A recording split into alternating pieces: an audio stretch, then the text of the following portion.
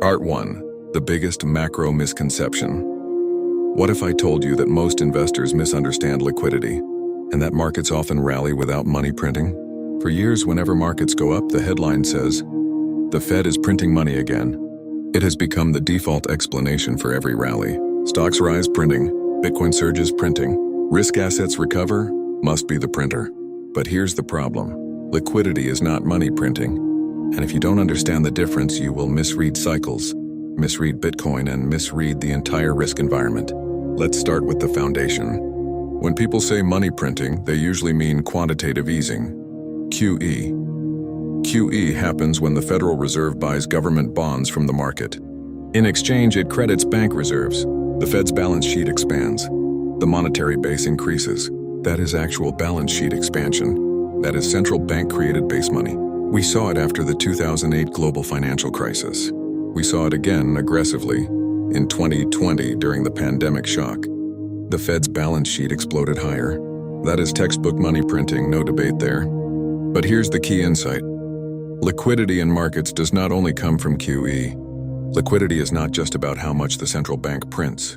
Liquidity is about how much capital is effectively available to flow into financial assets. That includes cash. That includes bank reserves. That includes collateral. That includes funding conditions. And that can change, even if the Fed is not printing. Let me give you a clean distinction. Money printing. Central bank expanding its balance sheet. Liquidity. Effective cash and collateral available in the financial system. These concepts overlap, but they are not identical. In fact, markets often move based on liquidity flows that have nothing to do with QE announcements. Here's why. The modern financial system is collateral-based. It runs on repo markets. It runs on Treasury issuance. It runs on funding spreads. It runs on bank balance sheets. It runs on credit creation. Liquidity today is systemic, not just monetary. When collateral is abundant and funding is easy, liquidity expands. When funding stress rises and collateral tightens, liquidity contracts. The money printer is only one lever inside a much larger machine. So liquidity can increase because reverse repo balances decline. The Treasury spends down its cash balance. Banks expand private credit. Funding stress eases in money markets. Treasury issuance shifts toward bills instead of longer duration bonds. None of those require the Fed to announce QE. And yet, markets can rally hard. This is exactly why many retail traders get confused. They look at headlines, they wait for rate cuts. They monitor FOMC meetings like binary events. They assume no QE, no liquidity. No rate cuts, no rally. But institutions don't think that way. Institutions track system flows. They track net liquidity, funding conditions, real yields, Treasury cash balances, dollar strength, credit spreads. Because in modern macro, liquidity is dynamic. It shifts inside the plumbing of the financial system. It moves quietly and before headlines change. It improves before policy pivots. And markets, being forward-looking, respond early. If you only watch the money printer, you are watching a lagging indicator. If you only wait for QE, you will often miss the first 30–50% of a major move. The real driver is not whether the printer is on. The real driver is whether financial conditions are loosening or tightening, whether capital can flow freely, whether risk appetite has oxygen, whether funding markets are stable. That's liquidity. And once you understand that distinction, you stop reacting emotionally to every central bank headline. You start asking better questions. Is net liquidity expanding or contracting? Is funding stress rising or easing? Is capital being released back into the system? Because that and not the printer anymore is what moves markets. In the next part, I'm going to show you exactly how liquidity can rise, even while the Fed is shrinking its balance sheet. And once you see how the plumbing works, you'll never interpret macro the same way again. Part 2. How liquidity rises without printing. What if the Fed is shrinking its balance sheet, but liquidity is actually increasing? Sounds impossible, it's not. And this is where most macro narratives break down. Because if you only watch the Fed's balance sheet, you're looking at one indicator while ignoring the rest of the system. Let's break down how liquidity can rise without money printing. To understand this, we need to look at the plumbing of the US financial system. There are 3 key components you must understand. Reverse repo facility, Treasury general account. Bank credit creation. These 3 alone can shift hundreds of billions in effective liquidity without a single QE announcement. First, the Reverse Repo Facility, or RRP. The RRP is operated by the Federal Reserve. It allows money market funds to park excess cash at the Fed overnight in exchange for Treasury collateral. When RRP balances are high, that cash is effectively parked. It's not flowing into equities. It's not supporting crypto. It's not funding risk assets. It's sitting idle. But when RRP balances decline, that cash leaves the facility and re-enters the financial system. It can buy Treasury bills. It can move into equities.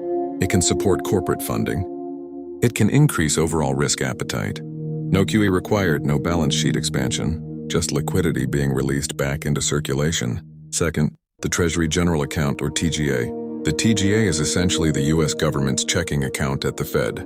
When the Treasury issues debt and builds up cash in the TGA, liquidity is temporarily drained from the private sector. Investors pay for bonds, cash leaves banks. It sits inside the government account. Liquidity tightens, but when the government spends that cash, money flows back into households, corporations, and the banking system.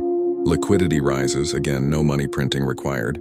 This is fiscal liquidity. And in certain periods, fiscal flows can offset monetary tightening. If Treasury spending accelerates while RRP declines, net liquidity can expand even during quantitative tightening. Third, bank credit creation. Commercial banks create money through lending. When a bank issues a loan, it simultaneously creates a deposit.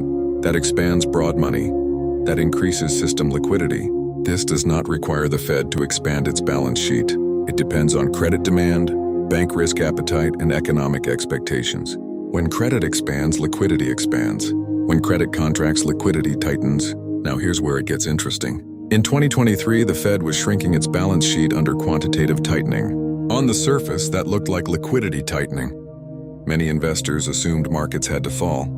But at the same time, RRP balances were falling sharply. Treasury bill issuance absorbed parked cash. Fiscal spending remained active. Net liquidity improved. And what happened? Risk assets rallied, Bitcoin rallied.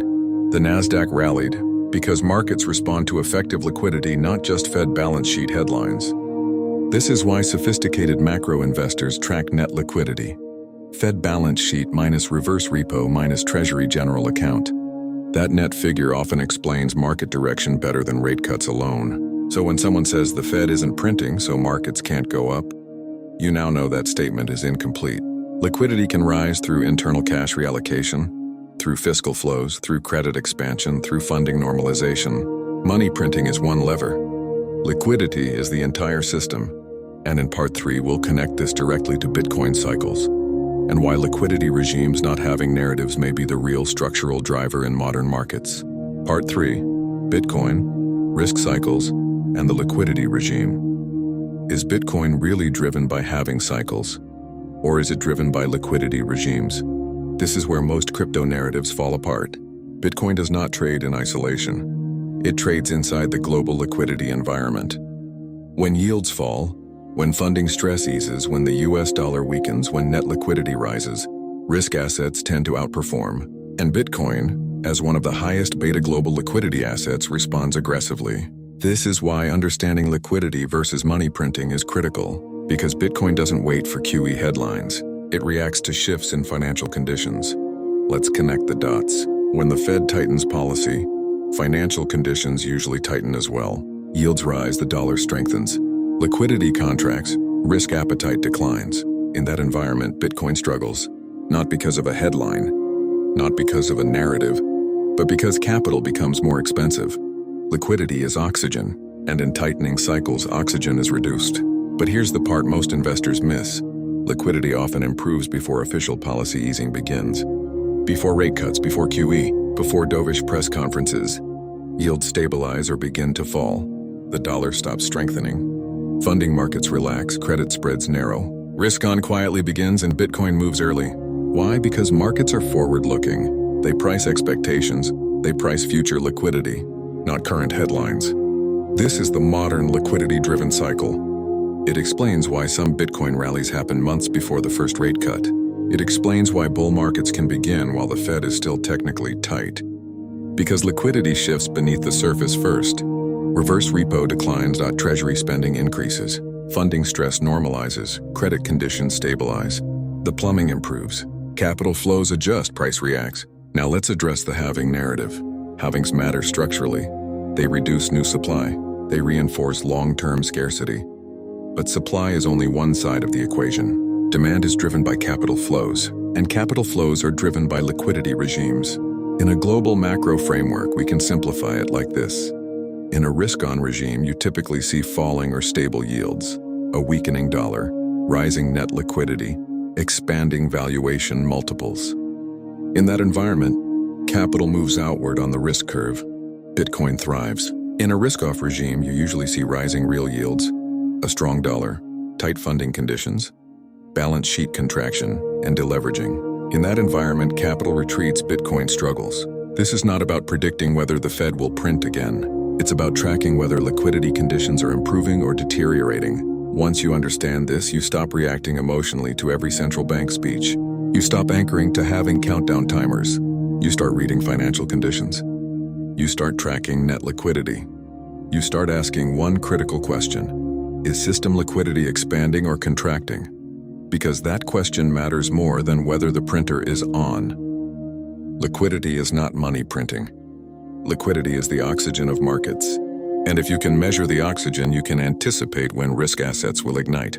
That's how institutions think. And that's how you move from narrative trading to macro framework thinking. Thank you for watching. What's your take on today's market? Share in the comments below. If this video helped you understand market cycles, like and subscribe for more insights from Macro Cycle Lab. See you in the next video.